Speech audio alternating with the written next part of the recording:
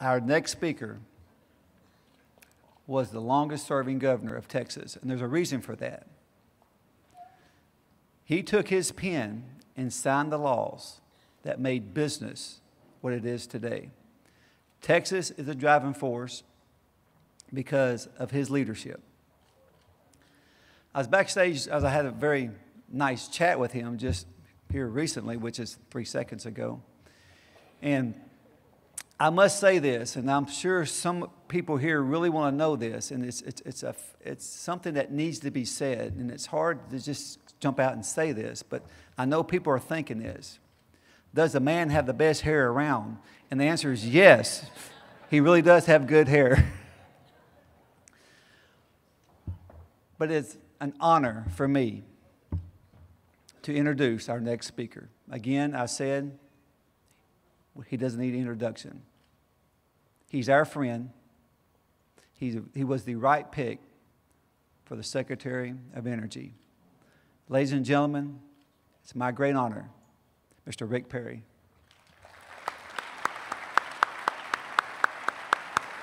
He is so good, he's back here shaking hands.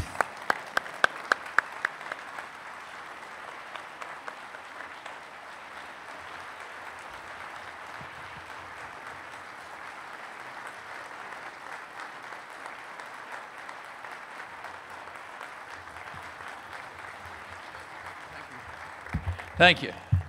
It's good to be home.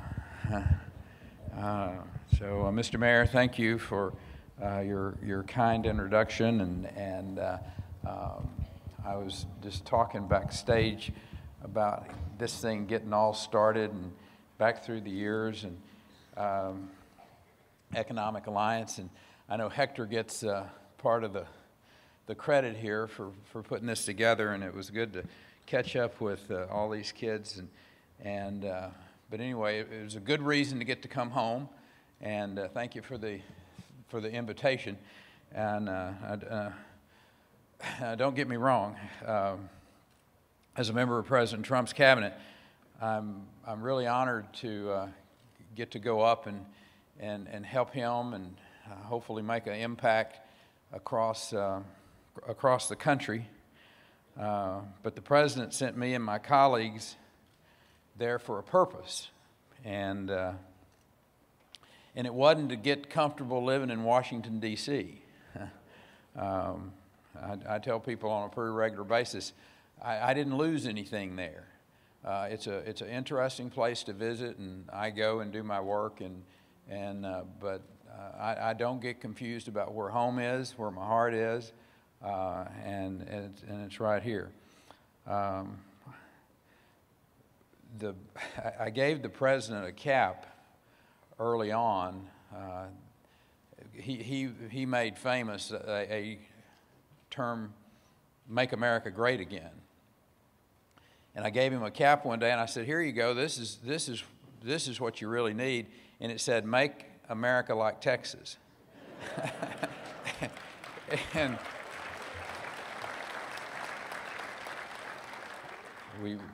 And it really goes back to when he was talking to me about taking this job as the Secretary of Energy, and I was in his office, and this was prior to him being sworn in as the president, and we had this conversation, and he said, "Look, Perry, he said, here's what I want you to do." He said, "I want you to go do for America what you did for Texas, American Energy what you did for Texas," and that really made sense to me. I understood what he was talking about, what we were able to do in this state from the standpoint of making Texas a place where people wanted to move, and we did it by making sure the regulatory climate was fair and predictable, and the legal system was fair as well, and to have a skilled workforce, which basically translates into accountable public schools. To have taxes that are fair as well, equitable, and we did all of those things here, and that's the reason that Texas had become and still is to this day a place where people want to relocate, where they want to be a part of. They want to come and be a part of this,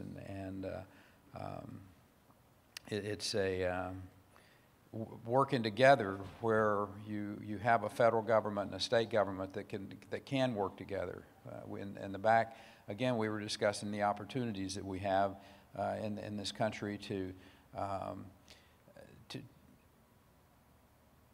let people really understand that folks at the federal level understand what it's like to be in the state government, or even more so, the mayor was talking about making sure they understand what local control really means, and to allow the people, you know, in a town like Pasadena to be making the decisions that best affect their community. This hurricane is a great example of it, and I know. You know, we got a lot of balls up in the air right now. We got a lot of issues going on. We had Harvey, we had Irma, we have this hurricane now, Maria, that's playing havoc with Puerto Rico. We got earthquakes in Mexico, and our friends in Mexico and the challenges that they have. There's just a lot of there's a lot going on in the world right now, and our prayers are with folks. But you know, we will together. We'll return to as normal as we can be, I guess is an appropriate term. But, you know, during Harvey, and I tell people, I said, listen, I'm completely biased about the state of Texas and how the state performs. And for 14 years, I had this extraordinary privilege of being able to serve you as your governor, and we put processes into place. We were able to identify good talent, and you know, whether it was Steve McCraw over at the Department of Public Safety, or Nim Kidd, who is the head of our emergency management, and we saw them. You had Toby Baker out here at our Environmental Quality Commission, and this is the talent that we've been able to bring into the state over the course of the last decade and a half. And the reflection of that was during this last hurricane, and how well the state of Texas, they projected across the country calmness and thoughtfulness. But it was really the biggest story, I think, coming out of Harvey was the reflection of Texans helping Texas. It was the ordinary citizens who came together to go help their friends and their neighbors. It was the stories that we heard about people coming in to this state. The young man who came from California, he was a special operator on a Navy team out on the West Coast, whose wife was in Fort Bend County. And he came all the way back to San Antonio, bought a jet ski and brought it in to get his wife out of harm's way, and stayed for the next 6 days, rescuing Texans whose lives were in jeopardy. Those people rose up. They took charge. They saved lives. And they used their resources, whether it was their trucks and areas to move people out, or whether it was, you know, again, their jet skis or their boats or what have you. And after all of that, after everybody had done that, here came the Cajun Navy. And America got to see all of that, about how we take care of each other. And people all over the world noticed. I just got back from, literally yesterday afternoon, we landed from the International Atomic Energy Agency annual conference in Vienna, Austria. And my peers and colleagues from around the globe, they commented to me about the reaction to Harvey, about Texans and their response to that hurricane. One fellow minister of energy even said to me, and this was a sincere question. I mean, he's obviously not from these parts. He said, I don't understand what it means to be a Texan. And he said, what does it mean, Mr. Secretary? And I told him, I said, it's actually a state of mind. It's a state of mind that affects almost every single action that we take as residents of this great state.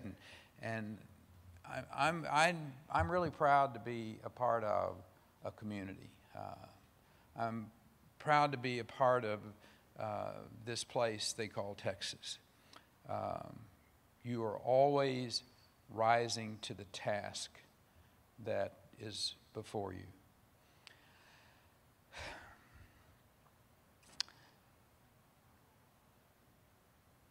One of the things I wanted to come today and share with you is that we've got good news. I mean, with all of these different things going on in the world, these tragedies, these natural disasters, there's good news out there. And that's one of the things I wanted to come and share with you today,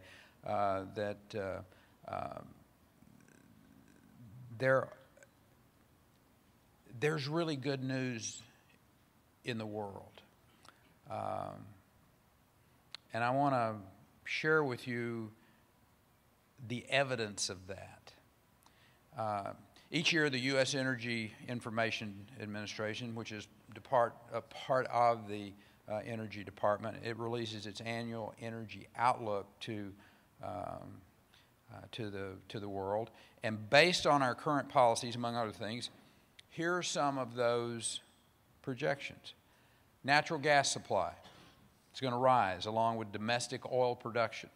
Crude oil and petroleum imports will fall as a percentage of supply.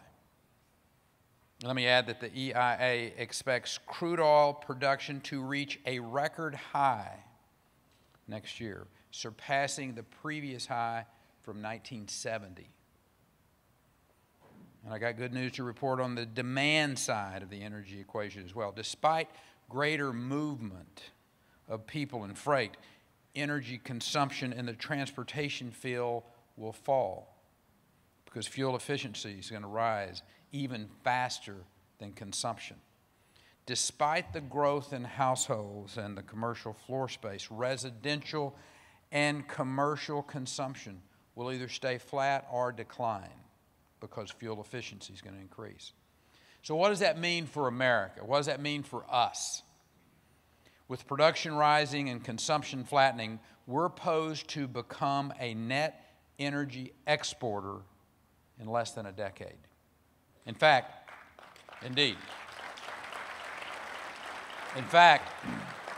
we are expected to become a net natural gas exporter this year. That's correct. This year we will become a net exporter of natural gas. We're well on our way to achieving energy domination, which is exactly what President Trump has directed us to do. When we had that conversation in December of last year, go do for American energy what you did for Texas. And we're seeing that become a reality. Just think of what this new energy security means. It means greater national security as we end our dependence on supplies of energy from companies, or I should say from countries, that are unstable or, quite frankly, very hostile to the United States. While we export energy to our friends and allies abroad, freeing them from similar dependence. It also means greater economic and fiscal security, lower cost to businesses and consumers, and rising incomes for Americans. Now, for the petrochemical industry, our natural gas renaissance is nothing short of a revolution. Literally a decade ago, there was a fellow traveling around the country making a pretty good living, giving a speech about peak oil. Remember that? We'd found it all. He wasn't telling us what the next energy source was going to be, but he said, you're done on the fossil fuel side. He forgot to tell George Mitchell that. And folks who came up with the directional drilling technology.